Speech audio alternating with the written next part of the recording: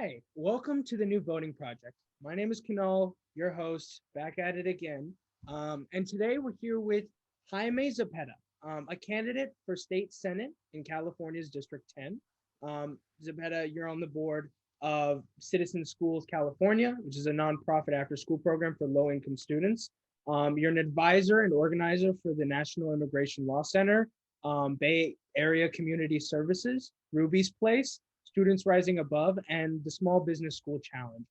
You've also been an organizer in many campaigns that may sound familiar: President Joe Biden, President Barack Obama, former Secretary of State Hillary Clinton, and Oakland mayoral candidate Joe Tuman. Thank you so much, Jaime, for taking the time to be with us. I know campaigning can be extremely hectic sometimes, but yes, thank you for your time.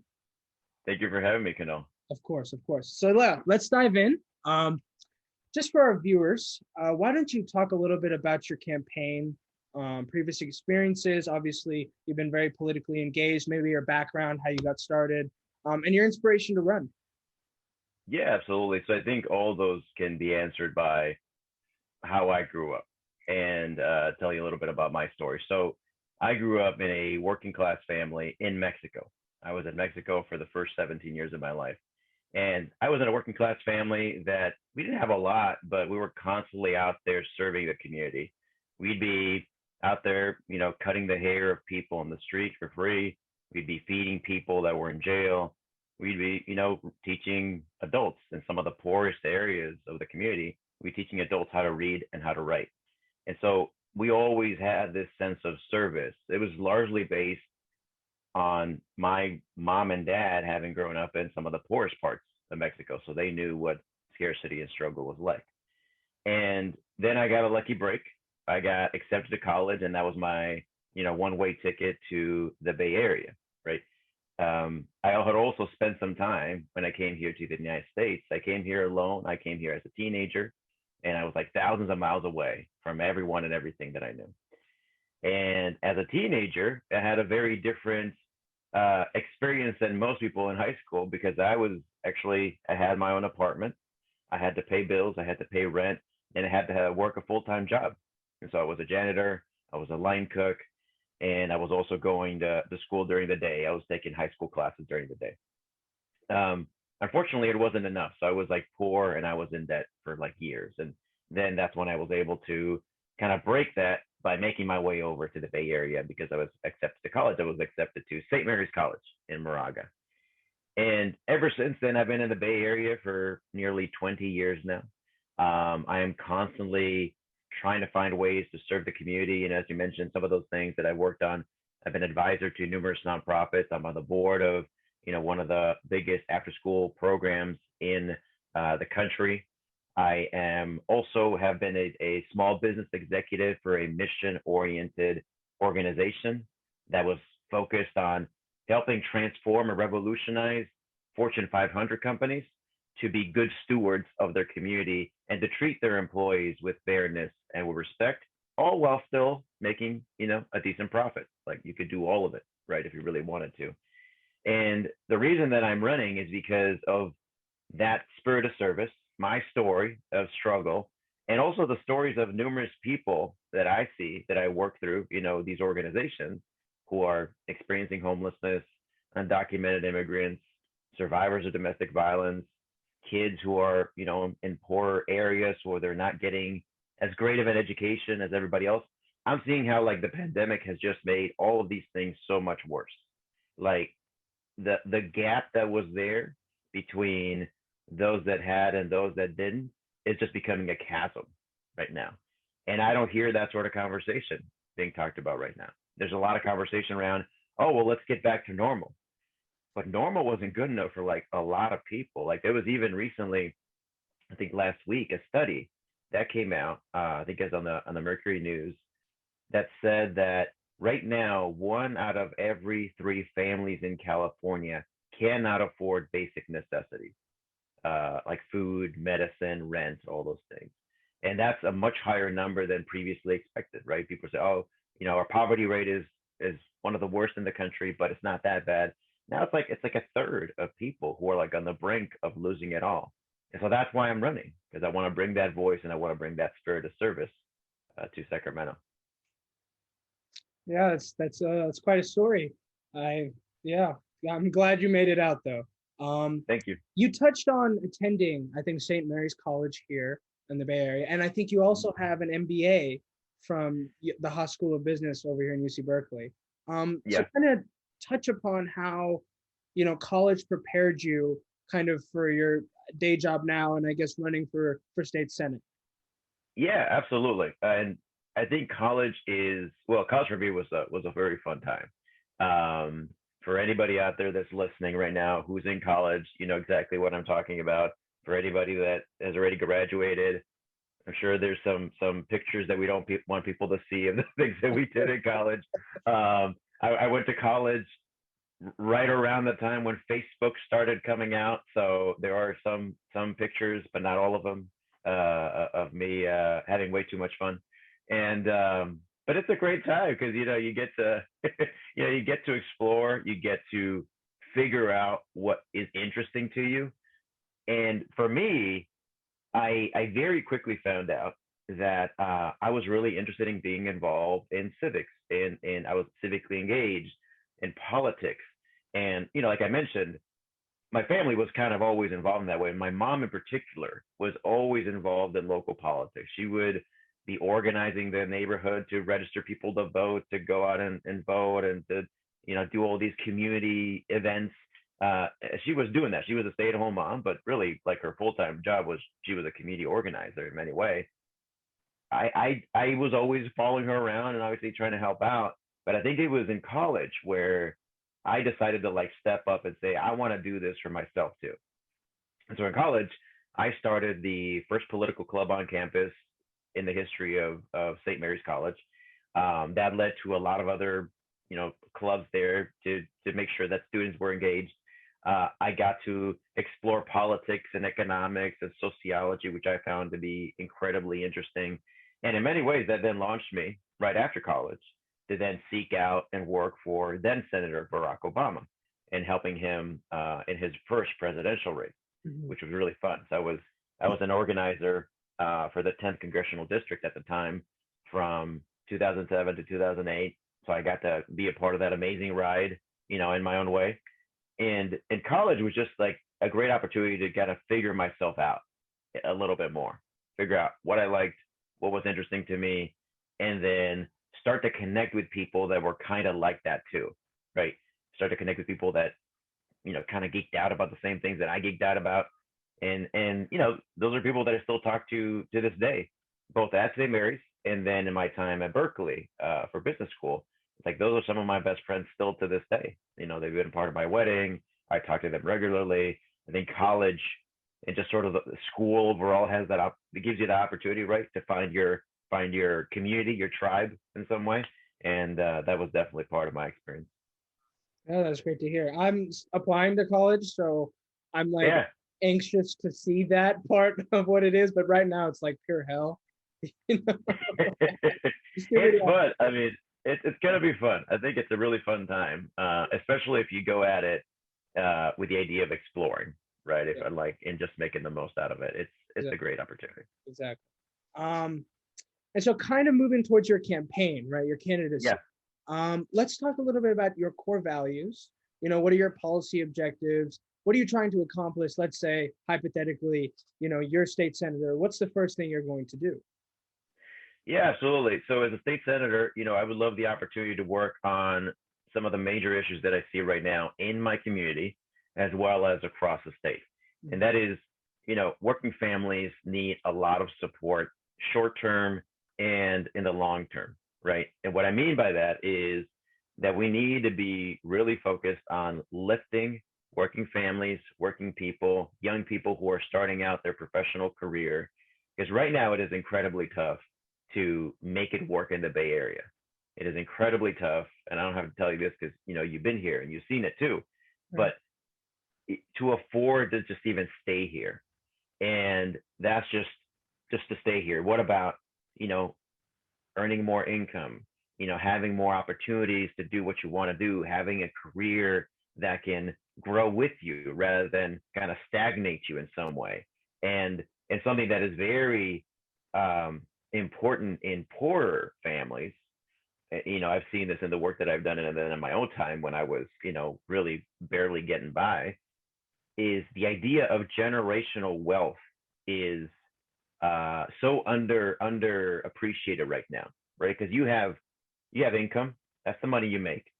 Wealth are things that they grow over time. They're assets, they're investments that then ideally you can pass it on to the next generation in your family. Right now, that's not happening for a lot of families in California. I saw a study recently that said, in California and in the United States overall, it takes a poor family at least 5 generations to get out of poverty.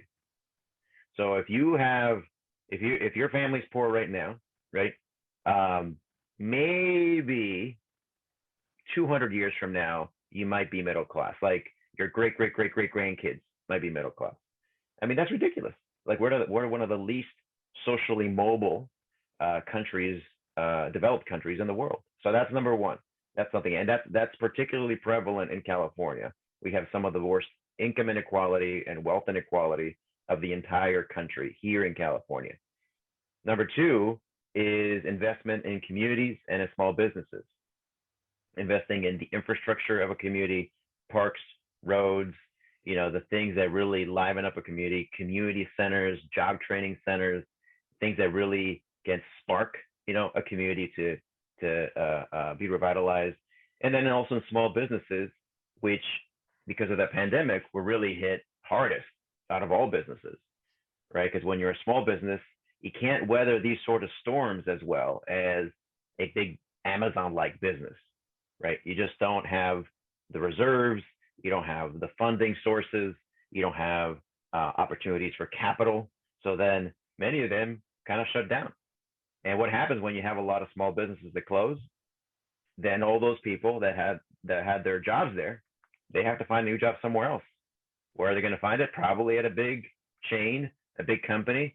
And what does that do? Then that lowers their power as an employee, because then all of these people, all of these resources, all of these customers, then go to much bigger companies, and that's why we have so many problems around monopolies, right? Of just companies that are taking over because they can weather these sort of storms. So I really believe that we need to prop up our small businesses and help them out so much more than we are right now.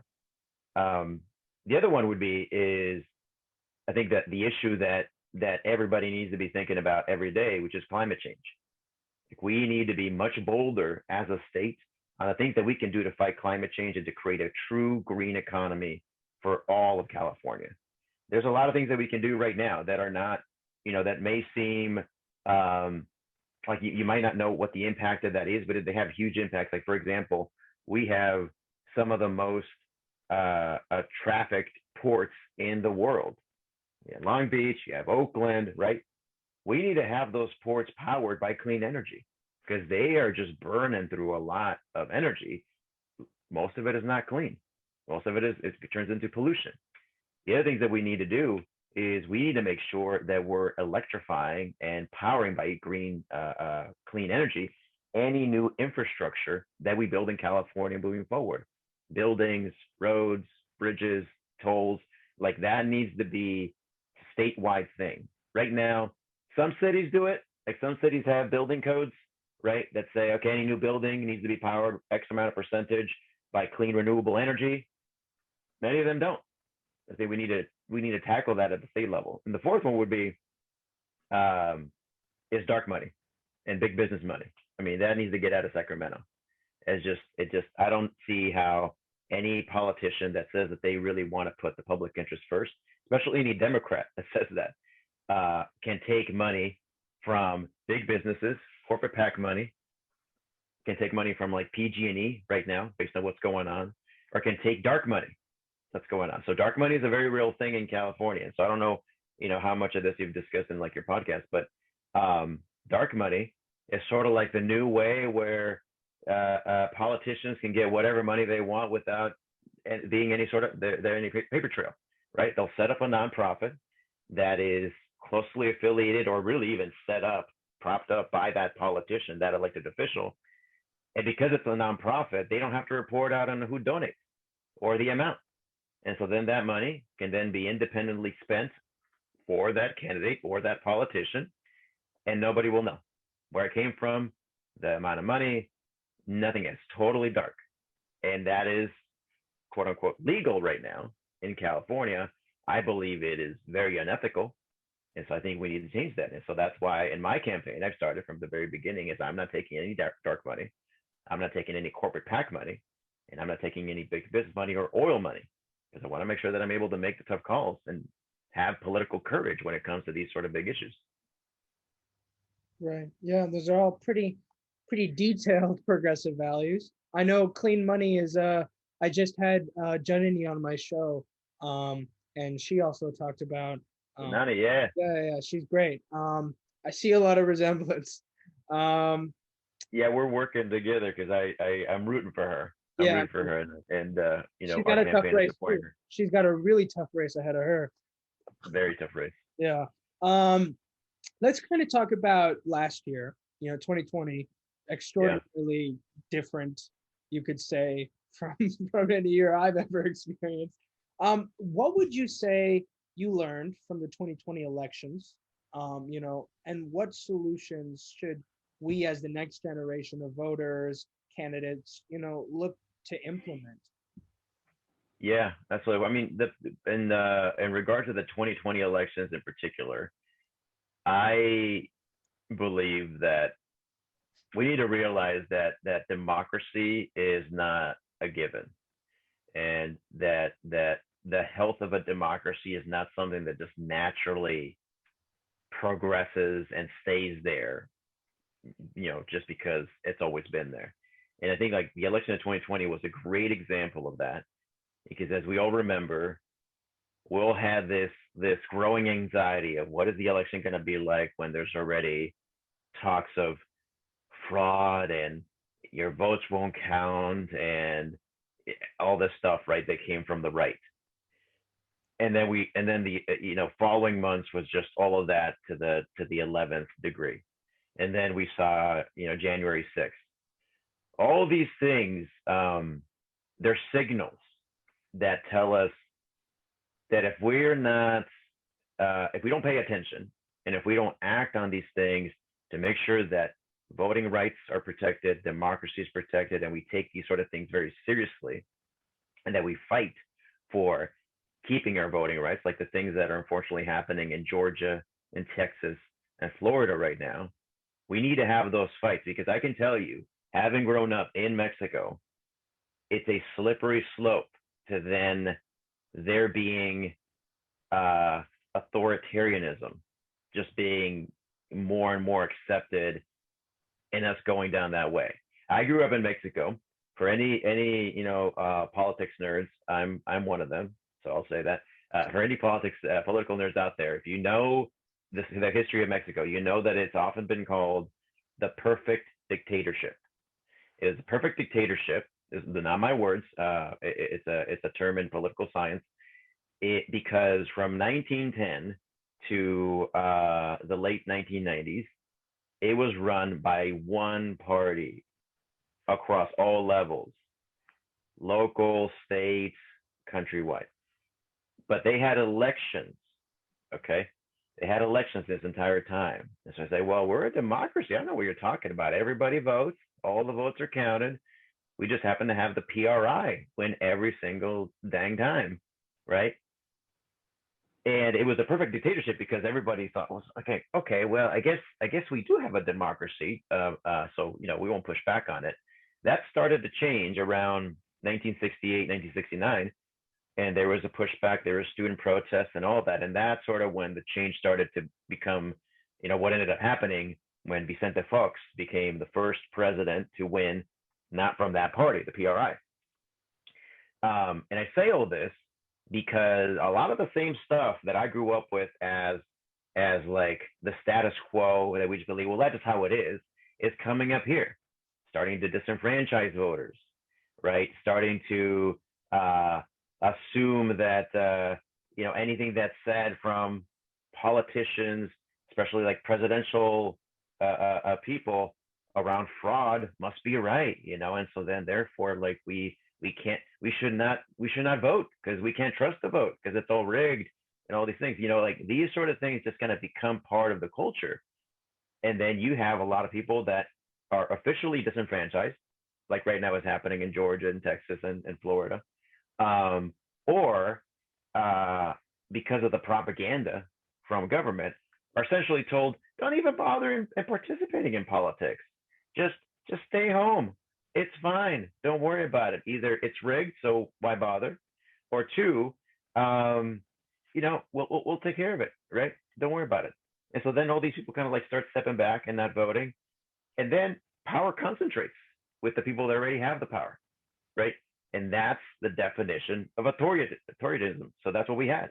We had authoritarian presidents that were elected, and nobody really pushed back on that until many years later.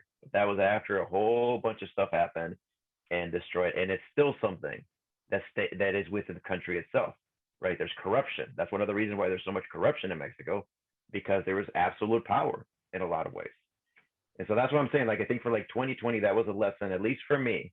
It says we can't take this sort of stuff for granted, and if we just kind of like sleep on it and don't kind of put up those fights, right? When voting rights are being taken away, and they're making it harder for some people to vote, and they're essentially saying don't bother even voting because it's all rigged and da da da da. Those are all the same signals that we had in Mexico, and I'm just I want to make sure that we just push back on that, right? And we don't take that for granted. We actually stand up for the democracy that we should have. Right. And on the issue of voting rights, you know, Yeah, just the simple ability to have the right to vote. Um, how important is voting? You mentioned, you know, how authoritarianism can often deter, you know, the general population from even having the ability to vote. How important is it that people actually cast their ballot, right? And should younger folks, you know, I'm 17, should 16-year-olds, 17-year-olds have the ability to vote for local elections or statewide elections or even federal elections? You know, why should yeah, people care about the right to vote? yeah. I mean, well, I mean, John Lewis said it best when he was saying the right to vote is the most powerful nonviolent act that we have. And you know, I think he's right. And he was obviously someone that was out there on the front lines trying to get voting rights for many that didn't have it at the time. And I believe it. You know, voting is is how you cast your voice in the decisions that impact your life. That's really it. So voting is if and so anybody who says I don't like the things they're teaching at school, I don't like how well my neighborhood is cleaned up or not.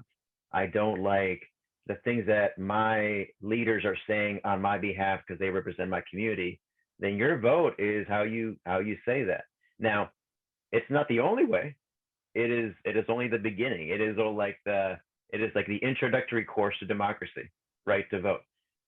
Then you can also be out there and show your strength by protesting, signing petitions, being civically engaged, calling your representatives. I think that's something that having interned at a congressional office and just also being involved in politics for some time, I can tell you that calling or emailing your elected official, it is super important because most people don't do that. So then those that do, you know, those elected officials are like, oh, okay, I got 4 calls today. That means there's like 400 people out there who think the same thing. They just didn't pick up the phone to call me. So I got to pay attention to this issue. So that's super important. Um, you know, to your other questions around, you know, 17-year-olds voting and 16-year-olds voting is absolutely, I definitely think 17-year-olds should vote. It's something that's already happening right in a lot of states and even here. Um, I think that there's an opportunity for us to make it a lot easier to register to vote. And this is not my idea. It's something that they do, like in France, for example, is instead of having to go to the DMV to register to vote, which, let's be honest, nobody wants to go to the DMV. Uh, it's like and whenever you have to go to the DMV, you're like, okay, well, I guess that's going to be a half day that I have to spend on the DMV. Nobody wants to do that. what they do in France is instead of having to add one more step to make it harder for younger people to sign up to vote, is they use what's already there, which is the school system. You are part of the school system. A whole bunch of people are part of the school system. They have your record. They have your name. They have your date of birth. They have all the things they need to register you to vote. So all they need to do is for us to support schools and make it easy for schools and school districts to just say, hey, today, as part of the work that we'll be doing in class, we're having you just kind of sign up to vote. You don't need to do anything. Just kind of go to the cafeteria. We have all your information there. Fill out the form, and then boom, it's ready, and you're set, and you're done. Right? All the information is there, and that's what they do in France. They just like you. We have all the information we need to sign these young people up to vote. So as soon as you're able to do that, you're already signed up. You don't have to take an extra step to do that, right? And I believe like that's just the beginning. I think we need to start with making it a lot easier for people to register to vote as soon as, well, not even as soon as they're eligible, before they're eligible, so that when they're eligible, they can just vote. And two is focus much more on getting people civically engaged. Like I said, voting is the first step. But then how do you know how to contact your representatives? How do you know how to navigate the bureaucracy, right? That is government, right? How do you know where your tax money will be spent? How do you know to voice your opposition to how it's being used? What's the importance of being heard at a local town hall, like a city council meeting? What is the power of a city council? Like all those sort of things. You don't know about that until much later on, when maybe you have time and now it's something that impacts you. Why do we have to wait so long? Sure. Why can't we just do that early on? Because those are decisions that are impacting you and everybody around us right now, right? So I think it's important for us to be civically engaged in addition to voting whenever we can. Right. I got started. I emailed a representative. I attended city council meetings. I've attended so many. They totally There you go. me. It's how you get started, and then you build a network and connections, and then you're out here doing a podcast every day. There you go. There you go. And then you have Pamela Price. You have Donald Glover. Coming on. So yeah, you're setting the way, man. Good friends, yeah. And I guess this kind of moves into my last questions, which are, you already recommended that young people get involved civically. What else would you advise us to do? Gen Z is the term coined for my generation. When it comes to just voting, the elections, or just trying to be engaged as a whole, what would you recommend we do, right? Because we're the next class, we're like the freshman class coming into the world. What should we expect? Yeah. I honestly don't have any advice for all of you. Because I mean I think Gen Z is going to turn out to be one of the most transformational generations that we have. And I say that because y'all already doing it, right? Like I am constantly inspired by the work that, folks like you and, in your age bracket are just doing right now. Like you're talking about the right issues. You're out there, speaking up, standing up, you're making your voices heard, you're kind of creating movements. It's amazing. I think you all probably because of when you were born into, you saw that there's a whole lot of shit that needs to get fixed, right? Yeah, You probably, you're right. Yeah, you're like, we're born. You looked around like, damn, who's gonna put out all these fires? Right. And literally, there are fires in our county. And literally, right? So, you all came in at a just a wild time, but because of that, I think that you picked up on something that for people like me, I'm a millennial. And then, as the older you go as well, it took us a long time to get to the point where like, okay, stuff is not right. We need to work on this stuff. Like this, unfortunately, for many people that are probably older than you and your peers, they look around at the issues and they're like, well, somebody should do something about this, right? And I think what's different about Gen Z is instead of saying somebody should do something about this, they say, I gotta get to it and I gotta work on this. I gotta be involved in the conversation. I have to do something about this, right? And so that's what I mean. I don't think I have any advice for all of you, other than keep doing what you're doing. Don't get discouraged, because for all of you out there that are trying to push for change, are trying to solve some of the issues that are impacting your own lives or that you see impacting the lives of other people around you, don't get discouraged, because the the start is the hardest part. When you start to push back, you start to say, we need to fix this, we need to change that, this is not right.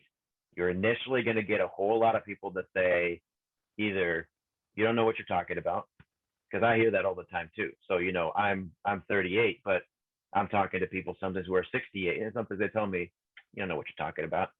I'm like, all right, well, thanks for the advice, but I'm still going to do it. So you say that you don't know what you're talking about, or they say, well, that's just how we've always done it, right? You're going to hear that a lot. It's like, well, that's the way. That's how it's always been, and that is the worst answer for all of these things, right? Possible. It's like, oh, we've always done it this way. So don't get discouraged when you get that pushback. That's simply telling you that you're on the right track. Whenever people start pushing back on you based on your ideas or what you think needs to change, that means that you're tapping into something that's real. So I just say, keep moving forward, keep doing what you're doing, find people like you, organize, do things together as a group as much as you can. The bigger the group you have, the more power you have, and just keep doing what you're doing. I think you're all an inspiration to really all other generations. Yeah. I like to say I did all of it on my own. And pretty much it was all me, right? It was like that Drake song, all me. I did it all. Yeah, And, yeah. but yes, in regards to your campaign, how can people stay updated on it? Contribute. What's the best place? Follow you on Twitter. Maybe you want to shout out. Yeah, for sure. So you can follow me on all the socials. I'm on TikTok, I'm on Twitter, I'm on Instagram, I'm on Facebook. So it's just my name, Jaime Raul Cepeda, all together. And then if you want to go to our website, you can go to Cepeda for Senate, and you can do either FOR or number 4 for Senate.com to get more information, to sign up on our email list. But I'm active on all the socials, and love to talk to anybody that's out there that's interested in either contributing, obviously, because as I mentioned, we're running a people powered campaign. We're not taking any corporate PAC money whatsoever, so all of our donations are from people, individuals. So if you want to contribute, we would definitely appreciate that. Also, if you want to follow us, you can do that there, or if you want to volunteer, we're constantly looking for volunteers that can help us with social media, that can help us with community outreach, that can help us with even like designing, some of our stuff that we do, like flyers and posts, all of that stuff. We have a lot of work to do. So if you're interested in being involved in a campaign that is authentic, human, and focused on, helping people right now who need the help the most, then I hope that we reach out and connect with us. Of course. And thank you so much for coming on the show, adding some insight, your own, I think, very, very unique perspective you brought to the podcast. I do appreciate that. Thanks for inviting me. Of course, anytime. And, if you have the chance of becoming the next state senator of District 10, I'd love to have you back on the show, talk some policy. I have a lot of housing experience where I live. So yeah, I love it. Anytime you want to come back, please do. I love it. And thank you for creating this space to have these conversations. And I'll appreciate that. Of course. But yes, good luck on the campaign. I do wish you. Thank you. Luck. Yeah, have a great. Thank you so much. Take care. Bye, everybody.